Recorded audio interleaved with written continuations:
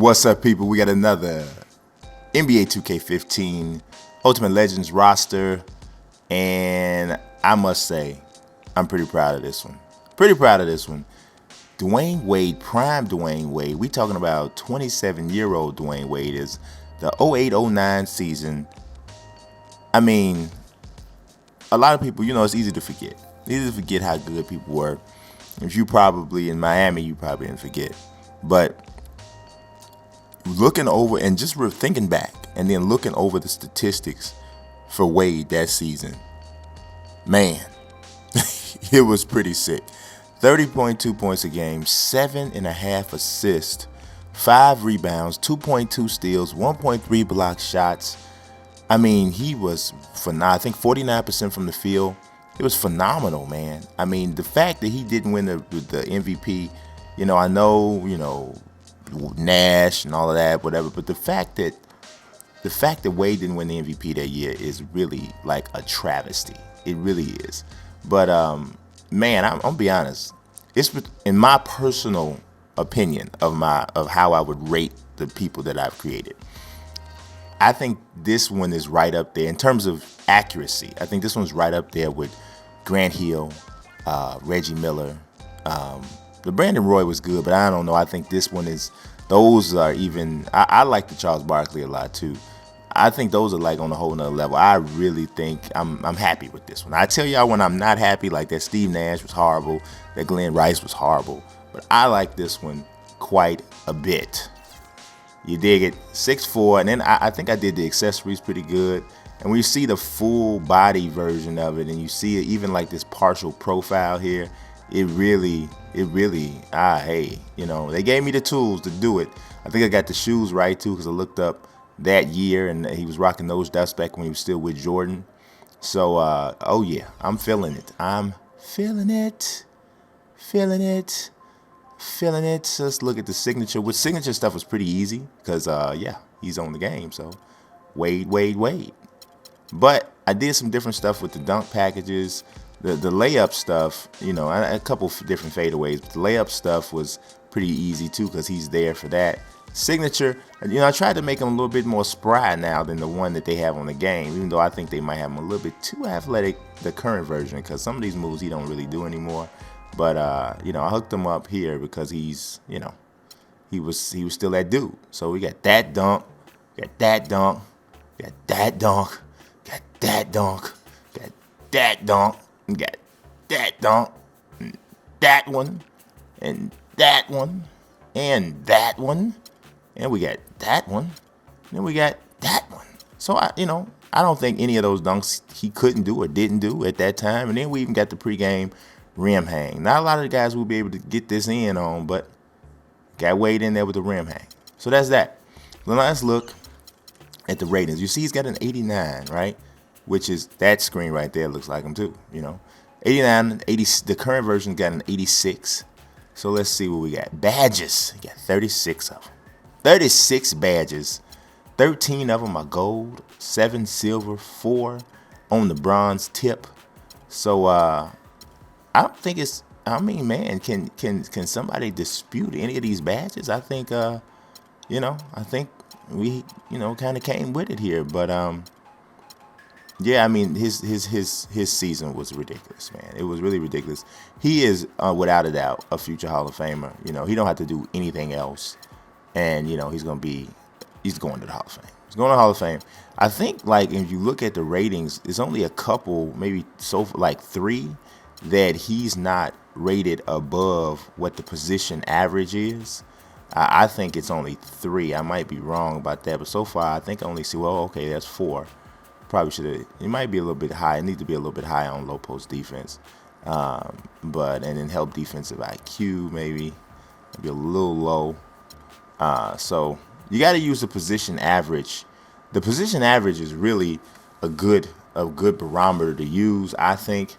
And if I do actually go back and tweak some ratings, I think that's probably what I'm going to do. I'm going to base it off of that. So we might actually see, if I do some changes in ratings, that's what you'll see me do, the changes in ratings on that end, and it'll be based on position average. I think that's fair. I don't know about y'all. I think that's fair because that's going to tell you how this person's going to play it in relation to the game. So for you guys who might have had some qualms on ratings, you may see some of those guys' ratings go up in that sense. So, I'm all about evolution, making sure it's I want to make sure it's the most realistic one out there. So I don't want anybody playing beneath themselves and that sort of thing. So that's what we're going to do. I'm going to go back and look over that. So I'll probably do that before I get too deep because I don't want to have to reevaluate this whole class because if you notice, I'm dropping these every day. So this is getting pretty extensive. So on to the Airlines Arena here in Miami, Florida. Well, to validate what you're saying there, the Heat shot 51% from the floor last year. That's historic for a team to shoot that high a percentage on it. It won't be an easy thing to do this. And here we go. Fast break. Wade's got it. Boom, he cheats it straight down. Boy, he is a strong finisher on the fast break. Yeah, he sure is. He remains in total control. Now here's Wade. Unloads. And another basket for Miami. They were a motivated group in part because so many of their players were playing for contracts next season. Wade gets the bucket. 4 or 5 shots have dropped for them already. Not a bad way to get things started. And here in the first, about 3 minutes in. Connects in the foul line jumper. Wade's got 10 points. The miss. Boy, I'm shocked he didn't make that one. He usually knocks that one down with ease. And there's the foul on the shot. He'll go to the line for 2. A new look line. 5.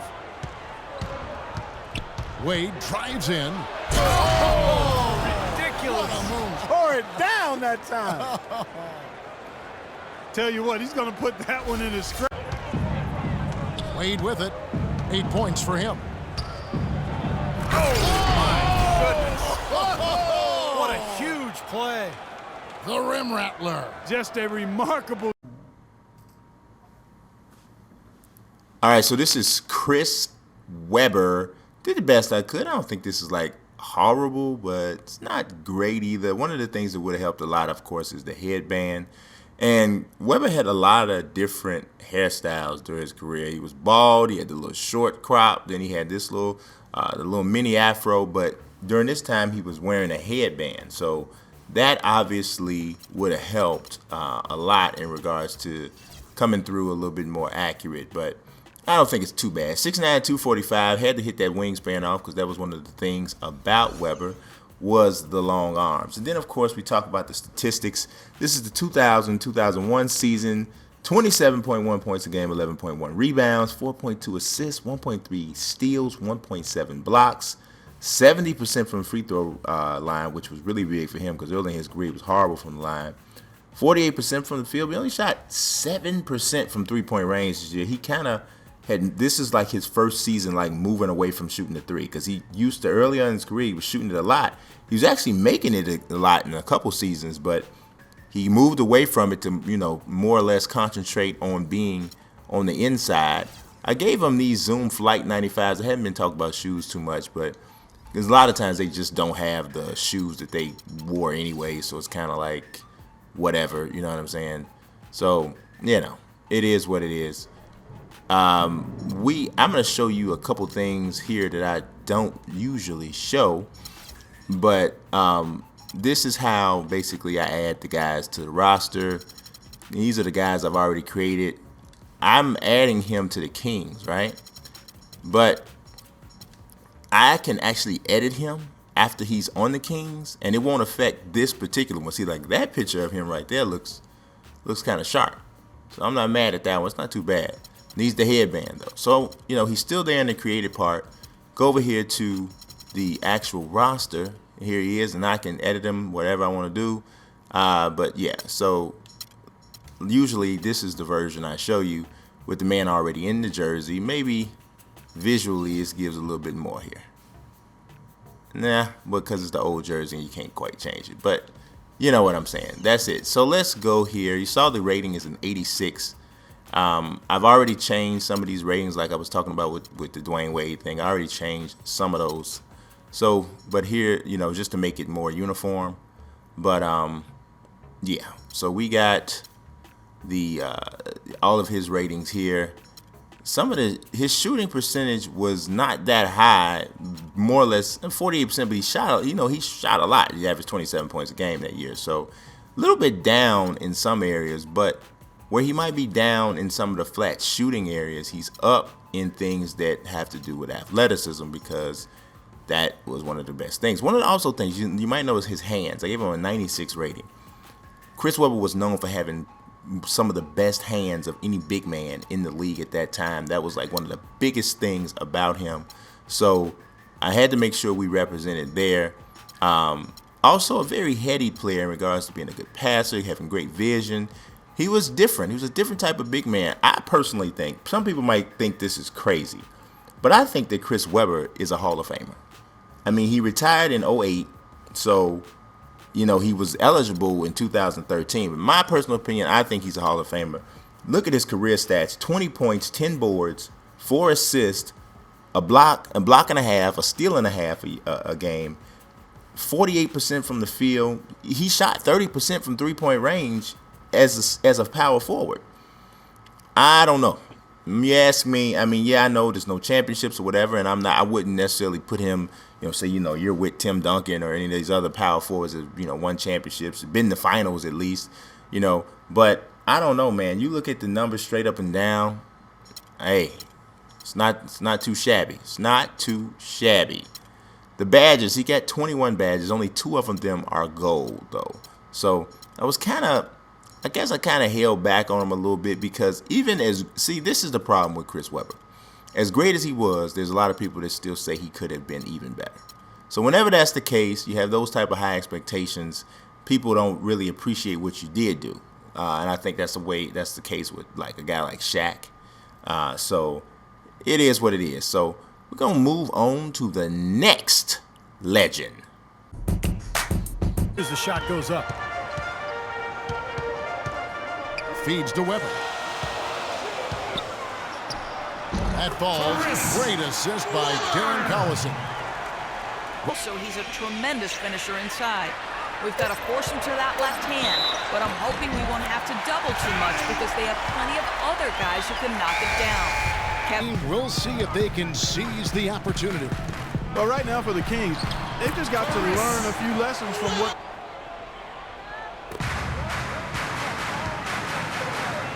Lets a floater go, and he gets it to go. Webber's got his second bucket and trying to reshape the roster. Well, they're looking to make moves to climb out of the cellar in the Western Conference. Highly motivated and really looking to shake the Green, and that's why it turned into the easy basket. Collison dishes to Webber. Uses both hands to slam it down. He power surged that one down. Wow. Yeah, good term to use, one of the games. He dishes it to McLemore. Trying to find Webber. He's got it now. Uses the glass to finish the layup. Webber's got 13. He played for a few teams in his career, or actually ended up being about 4, but I'm taking the 1999-2000 version. Played with the Dallas Mavericks. He was 26 years old, led the league in minutes, 42.2 minutes a game, but he also averaged 22.6 points, 6.3 rebounds, 5.3 assists, 1.3 steals. He shot 40% from three-point range and 46% from the field overall. Overall, this isn't a horrible render. I don't, it's decent. It's a decent recreation. I think you can halfway tell who it is. I don't know which part of it made it somewhat difficult. I don't have the exact hairstyle, so that was that. But so it's somewhere in the eyes and in the nose area that is where it's somewhat missing, which is usually the case with when you quite kind of miss somebody. That's usually the problematic area. So gave him the Nikes. I didn't really have the ones he wore at that time available, but I noticed he used to get good height on his jump shot. Had a little bit of a flick on it, so I gave him the Austin Rivers jump shot. We'll see. I'm recording this before I actually do the gameplay, so sometimes I'll go back and I'll change that. So we'll see how that turns out. But Finley was a really, really good player, good two-way player. he could create his own offense off the dribble. You could put him on some of the better offensive threats on the opposing team. So I liked his game a lot, and he also comes from Chicago, so that makes it even better. Even though he's from the West Side, I'm from the South Side. Still, it's all Chicago. And I don't know how many people remember this, or if you saw this or whatever. Look up the dunk he did when he dunks on David Robinson. He was actually playing for the Phoenix Suns then. He dunked on David Robinson, something real nasty, and yeah, it was nasty. So, like we did with the other one, I'm gonna go ahead and put him on the Dallas Mavericks, because like I said, I'm using the Dallas Maverick version here. Let's see. So we got to go down here, grab him. Where are you at, Mr. Finley? All right, you see he's got the 84 overall. Pay no attention to these overalls for the teams, because they don't really matter at this point, because I haven't totally constructed everything yet. And like for me personally, I'm doing a fantasy draft with this roster once I'm done with it. So I'm gonna put them all on the teams like that. The version I'm making. So if you guys want to play with like some sort of all-time team thing, you can do that. But I'm gonna do a fantasy draft. So yeah, it looks a little bit less like them when I look at that way. But you never know. You never know. So. Yeah, I mean, they weren't even wearing these jerseys then, so that's that. So let's see. Badges, 18 of them. Got only 2 gold, so it's together, put it together. 6'7", 215, like I said, 26 years old. Small forward shooting guard. Had only been in the league 4 years when this year came up.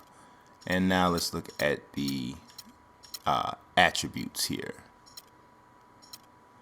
Kind of above position average in almost every spot. Standing layup is a little bit down because his field goal percentage was good, but not great. So, but he's up in a lot of areas. So, got him low here on a post hook. Gotta kind of look into that, but it's not like that's going to be a major attribute for a guard. So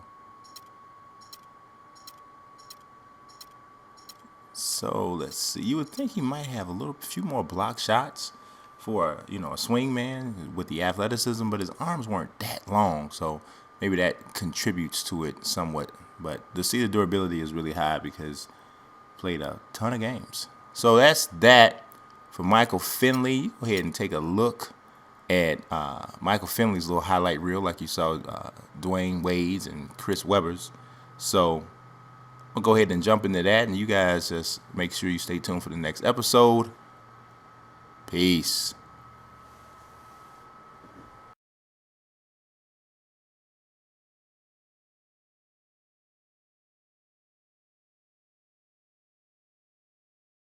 Stealing the ball repeatedly. Another big aspect of their game tonight has been the fast break, transition opportunity.